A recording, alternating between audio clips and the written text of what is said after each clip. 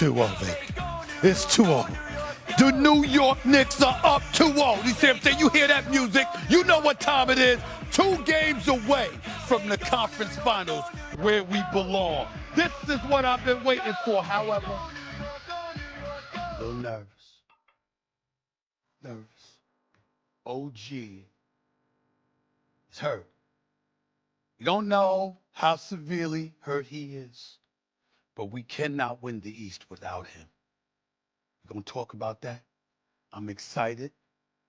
I'm cautious because we need OG. You know, Lord, I'm a decent guy. Try to be nice to people. Pay my tithes and stuff. Make sure OG's all right.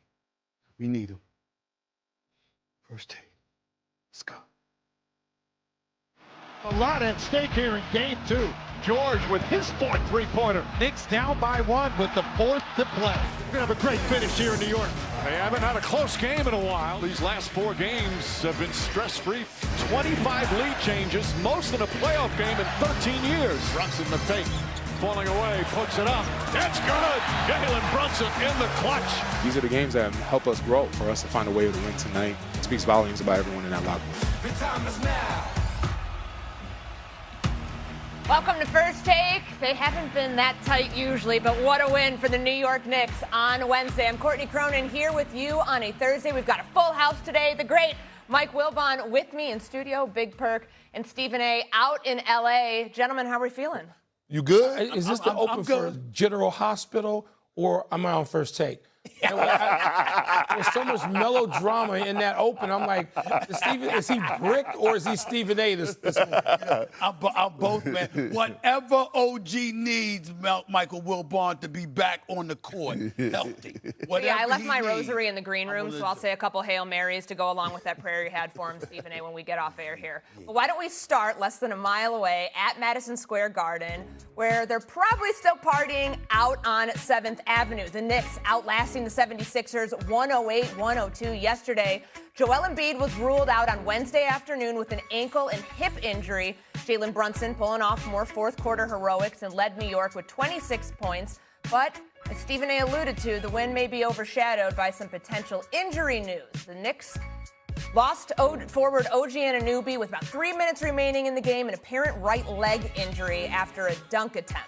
Post-game, Mike Brown didn't really provide much of an update on Anunoby's status.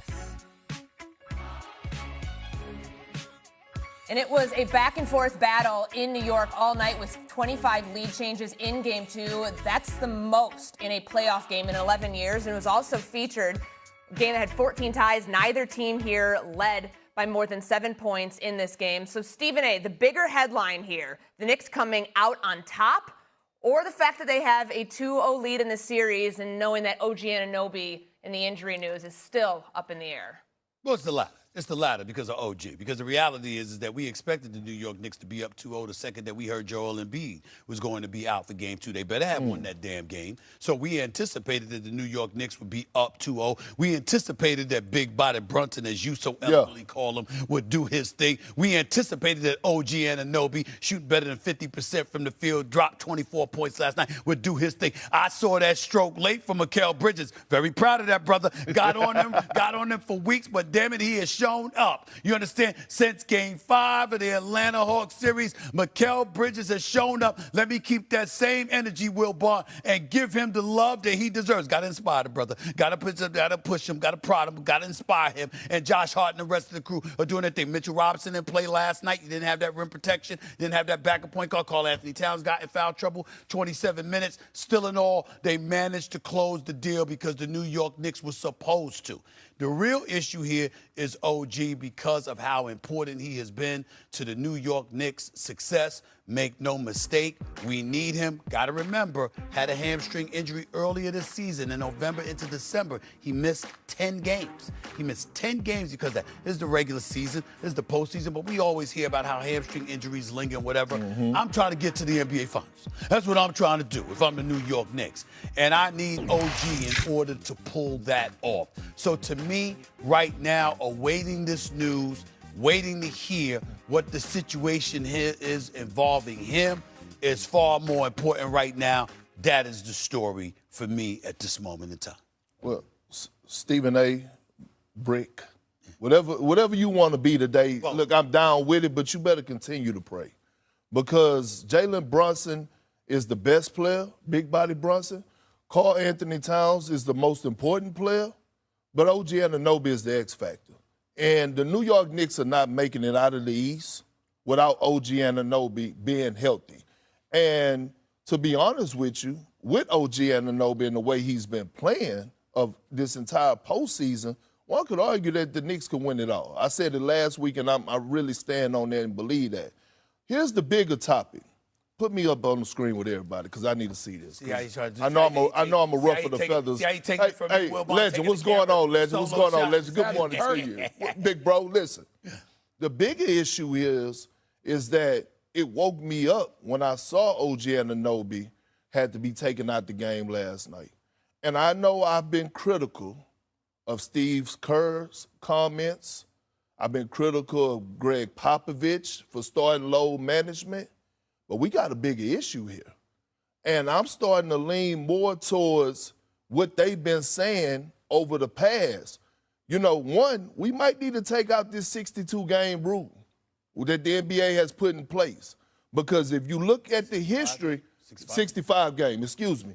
If you look at the history of what's been happening with soft tissue injuries, okay? Aaron Gordon, soft tissue injury.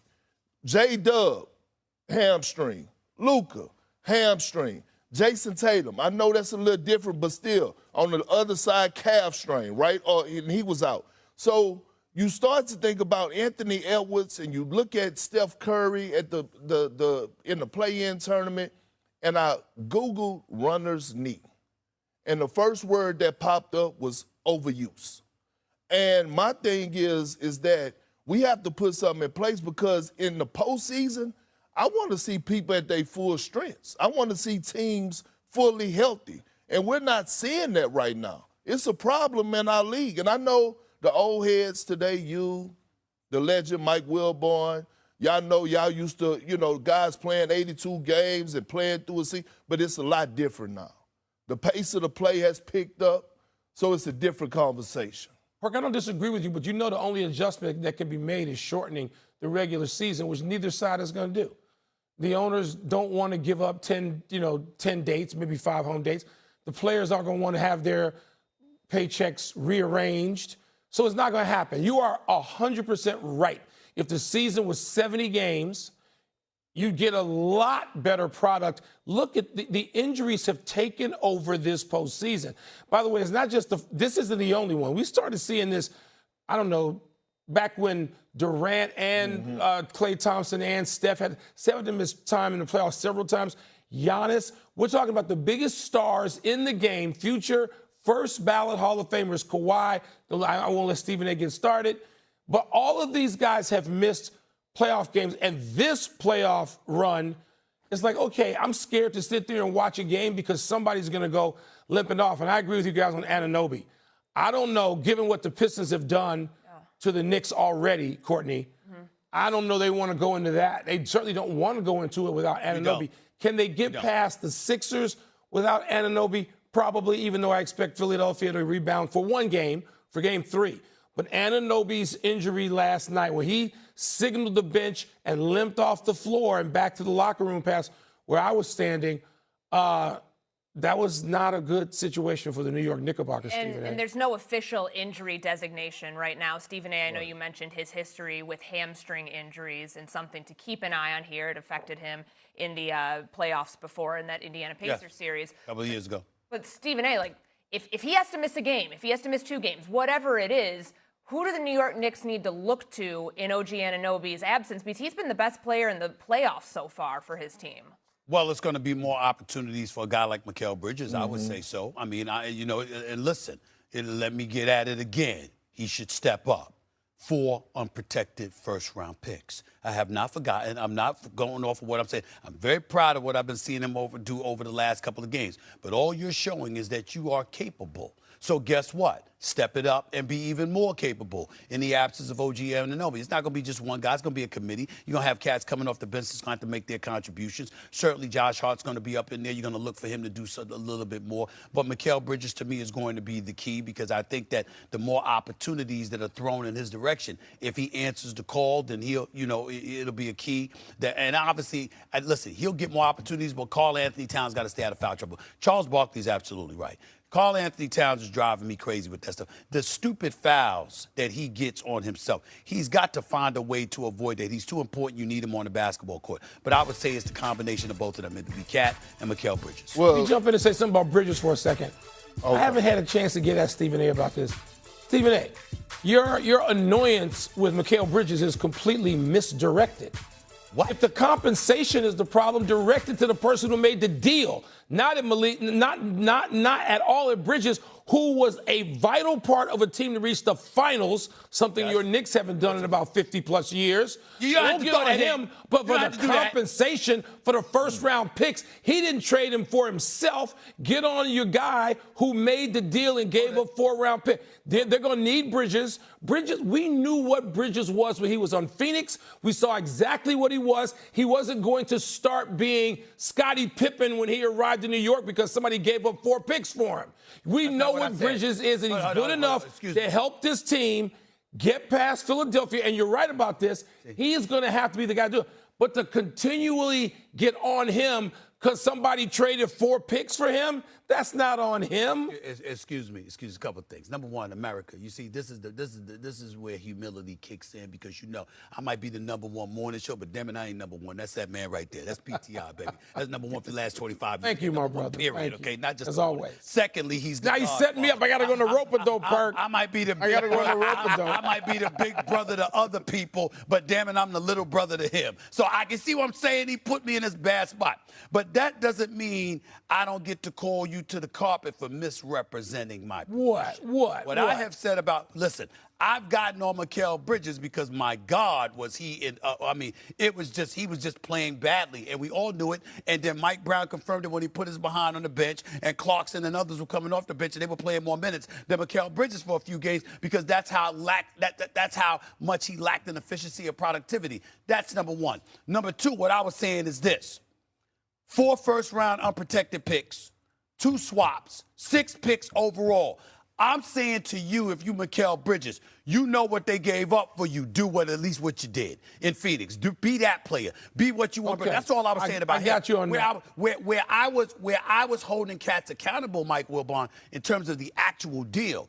It wasn't Mikal Bridges for the $150 million. You know that. I had no problem with the $150 million. Today's NBA economy, he deserves every dollar of that paper right there, right? What I was pointing to was Jalen Brunson because obviously you're the face of the franchise. You could have signed a 5-year, $270 million deal. You signed a year earlier, 4 years, $156 million. You saved the New York Knicks $114 million. I get all of that. But the flip side to it is that if you want them to do that, if you do that because you want them to go out and get your boy, you know what? You don't let them trade the whole damn farm for him. 6 picks, 4 unprotected for a non-all-star. That's a little bit much, Leon Rose. And what I was saying about Jalen Brunson and Leon Rose was that, damn, that's a lot because we had a chance to get Giannis this summer, and you didn't have the assets to pull that off. I know we could still try to pull it off this summer, but you didn't have the assets. So I was pointing to the compilation of all of those things, Wilbon, and saying, damn, Mikal Bridges, your name is attached to that. You can't be averaging 7 points on 28% shooting when that comes with you because you better than that.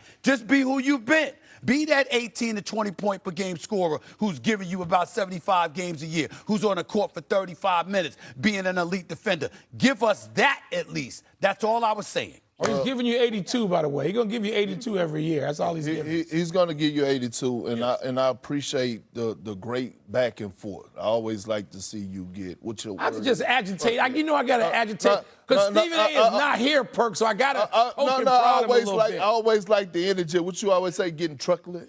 Yeah, that's what he say. But look, you wishing on a star. Right now, it's not orange and blue skies in New York right now. Everybody is worried. Again, we could talk about Mikal Bridges stepping up, but there's no replacing OG Anunoby. I agree. I said this last year, I'm going to say it again. He's the 2026 version of Scottie Pippen. And his versatility, you cannot replace, especially on the defensive end. Mm-hmm. We saw last night when the Knicks went small. When they went small, who was playing the center position? OG Anunoby. That's how versatile he is on both ends of the floor. He does, but he's knocking down the tray ball. He has done an outstanding job for us, the new offensive set that they're running for us, like, quote-unquote, the Golden State system. He has benefited from that. If OG Anunoby is not healthy, then y'all have no shot in hell at winning an NBA championship this year. I totally agree with you. Nobody's knocking that, but here's how you work around that, in my estimation. You got him off that court. The minute he asked you out, got him off the court. And just to put a bow on that. The Knicks could afford to be out without OG for the next 2 games. 2 games, I agree. I'd hold him out. I'm with you on that. And you know what? Don't bring him back before Game 5 at the Garden. Agreed, Stephen A. Give him that rest. Give him the rest of the week. Let's see how it goes, and we go from there. Yeah, and Stephen, I mean, you brought up with what Mikal Bridges has done. 38 minutes last night, gave him 18 points on 9 of 13 shooting. If you get more of that, you can survive in the short term. But Perk, I want to look at the other side of this game because Jay Will was on the